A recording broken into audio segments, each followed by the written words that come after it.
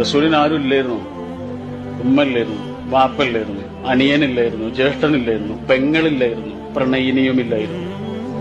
റസൂലിന്റെ ജീവിതത്തിലേക്ക് കടന്നു വന്ന സ്നേഹത്തിന്റെ എല്ലാ അംശങ്ങളും എല്ലാ ഭാവങ്ങളും റസൂലിന് നൽകിയ സ്ത്രീയായിരുന്നു ഖദീജ ബീവി.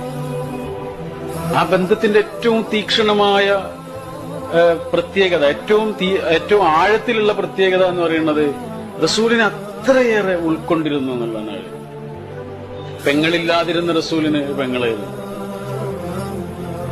പ്രണയിനി ഇല്ലാതിരുന്ന റസൂലിന്റെ ജീവിതത്തിന് പ്രണയം എന്താണെന്ന് പറഞ്ഞെടുത്തത് ഖദീജ ബീവിയാണ്. ഉമ്മയെ കിട്ടിയിട്ടില്ലാത്ത റസൂലിന് ഉമ്മയുടെ സാന്ത്വനം നൽകിയത് അവരാണ്. റസൂലിനേക്കാൾ കുറച്ച് പ്രായക്കൂടുതലാണ്, അല്ലെ? നിങ്ങളിങ്ങനെ എണ്ണി നോക്കൂ. റസൂലിന് മക്കളെ നൽകിയ ഒരേ ഒരു ഭാര്യയാണ് ഖദീജ ബീവി. മറ്റു ഭാര്യമാരിലൊന്നും റസൂലിന് മക്കൾ നേടിയില്ല. റസൂലിന് ആരും ഇല്ലായിരുന്നു.